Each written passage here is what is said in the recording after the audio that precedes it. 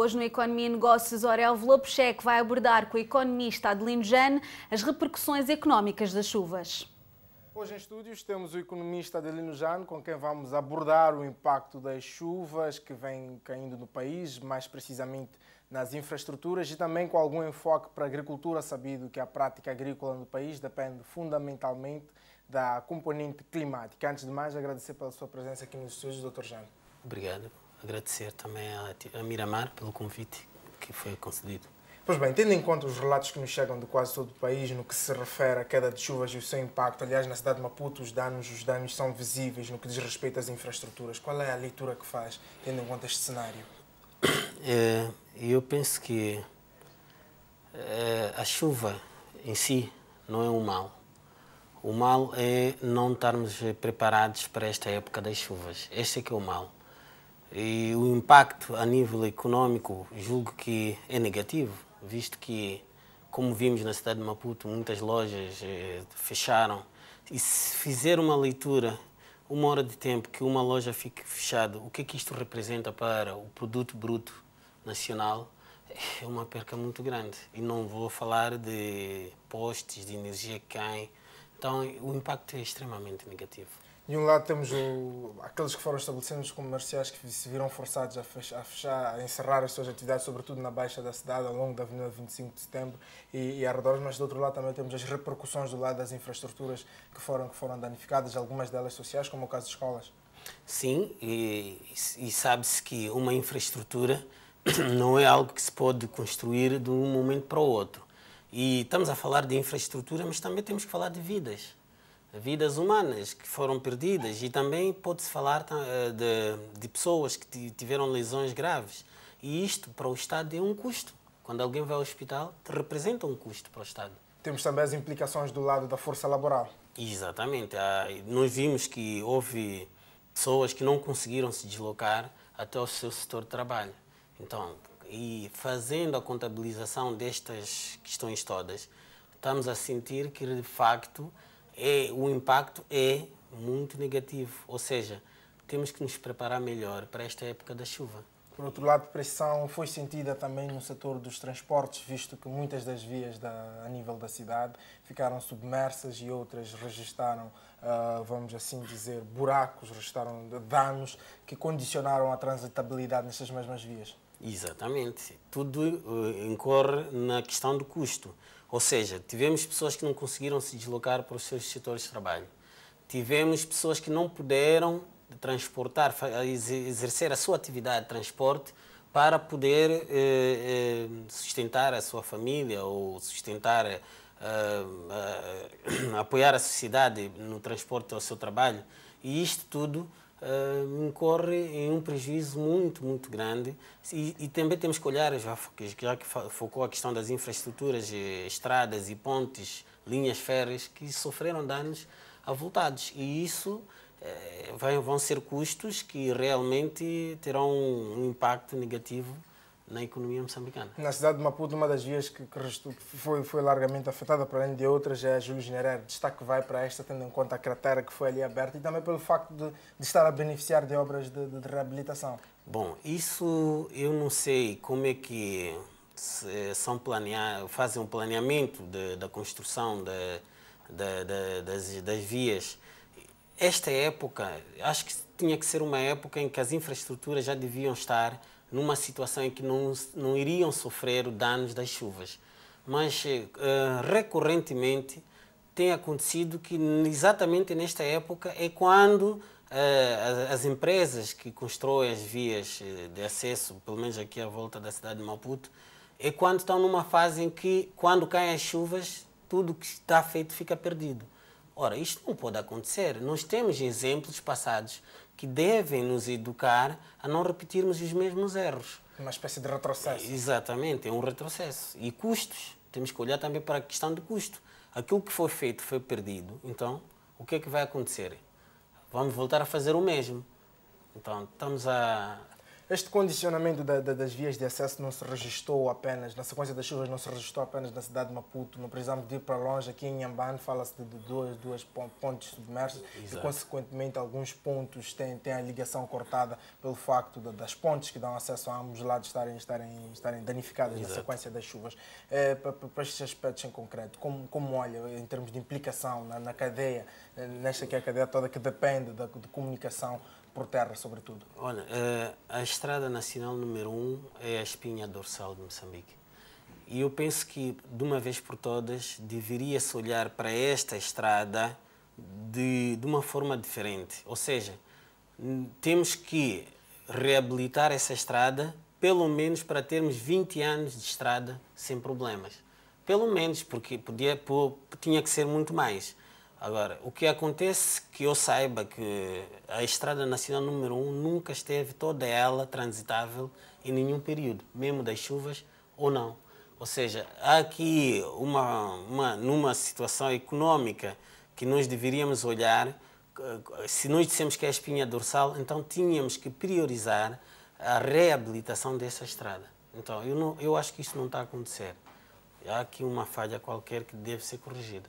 O impacto das chuvas, no caso de Moçambique, não é sentido apenas no setor das infraestruturas. Fora vários aspectos sociais, temos fundamentalmente a questão da agricultura, na medida em que a prática agrícola, a atividade agrícola em Moçambique depende em larga escala da componente climática. Tendo em conta estas premissas, como olha para o setor da agricultura, tendo em conta o atual cenário que estamos a viver, que é de queda de chuvas de forma intensa, um pouco por todo o país? Bom, é assim, estamos na época de chuva. E para quem trabalha no setor agrícola, e nossa agricultura de facto é de sequeiro, ou seja, depende fundamentalmente da chuva, é uma bênção, não é? É uma bênção. E nós não podemos olhar para a chuva como uma catástrofe. Nós, se calhar porque vivemos nas cidades, olhamos assim, mas para quem trabalha a terra é uma bênção. É um momento de alegria, festeja-se a chuva. Então, julgo que, tirando os impactos nas obras públicas, nas infraestruturas, para o camponês, para o agricultor, eu penso que está satisfeito pelo facto da chuva estar a cair neste momento. Mas temos situações, temos cenários de chuva em excesso, que em alguns anos registrou-se perda de grande número de hectares na sequência de inundações. A prevalecer este cenário de chuva e chegarmos a este estágio, o que prevê-se do ponto de vista de impacto? Bom, até agora julgo que ainda não será tão dramático. Até agora, se a chuva continuar com a mesma intensidade, poderá ser muito dramático. Mas por parte de quem de direito, deveria de facto haver, conhecem-se as zonas que têm problemas de inundações. Deveria haver obras de desvio desta água para momentos em que não há chuva. Porque nós temos que aproveitar esta água também. Nem sempre que está a falar aqui de uma aposta tecnológica para fazer face a este fenômeno. Ou seja, em tempos em que nós temos muita chuva, temos que ter a capacidade de guardar essa chuva para tempos em que nós não temos muita água. Porque a água, como sabemos, é a fonte da vida. E nós temos esses momentos alternados, momentos de seca e momentos de chuva. Então, temos que, no futuro, julgo eu, terá que isso acontecer, fazermos diques ou criarmos formas de reservar esta água para momentos em que nós precisamos. Fora isso, temos novamente a questão das vias de acesso. Muitas delas ligam exatamente os centros de produção para os mercados de consumo. Uma vez comprometidas estas mesmas vias de acesso na sequência das chuvas, o que se pode descrever? Bom, é assim, as vias de acesso são fundamentais para a questão agrícola. O produtor produz, mas é para poder comercializar. Se não tiver a via de acesso, então ele não consegue pôr o seu produto no mercado. E isto volta ao que eu disse antes, temos que construir estradas que tenham a durabilidade necessária em casos de chuvas abundantes, para que estas vias não se degradem em momentos de grandes chuvas. Pois bem, este cenário, como bem referiu, é recorrente, é algo repetitivo. Quando chega a época chuvosa, nos primeiros meses de cada ano, sempre se assiste coisa parecida. No que, de facto, o país deve investir, o país deve apostar para, pelo menos, minimizar os efeitos deste fenómeno, que são as chuvas neste período? Bom, o país tem que investir em obras de qualidade.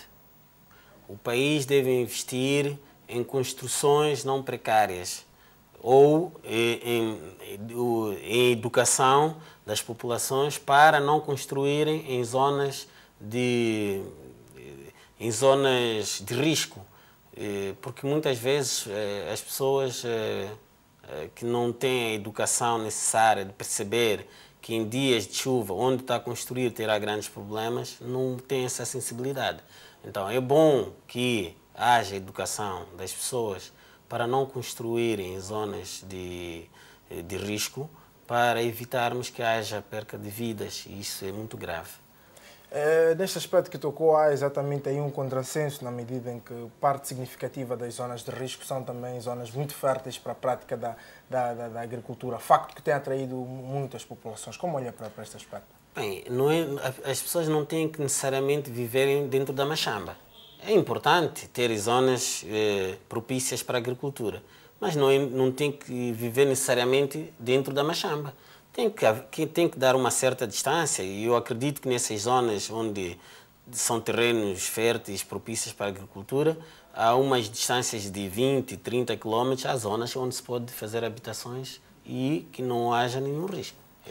Pois bem, muito obrigado, Dr. Jano. Foi então esta conversa que entabelámos com o economista Adelino Jano em torno daqueles que são os impactos da chuva que se faz sentir um pouco por todo o país, tendo em conta as consequências, repercussões deste mesmo fenómeno em setores como é o caso de infraestruturas sociais e também de particulares, como é o caso de infraestruturas habitacionais, neste caso casas. O Economia e Negócios volta na próxima semana com um tema e convidado diferentes. Veja a seguir Telinha e Naftal no futebol português.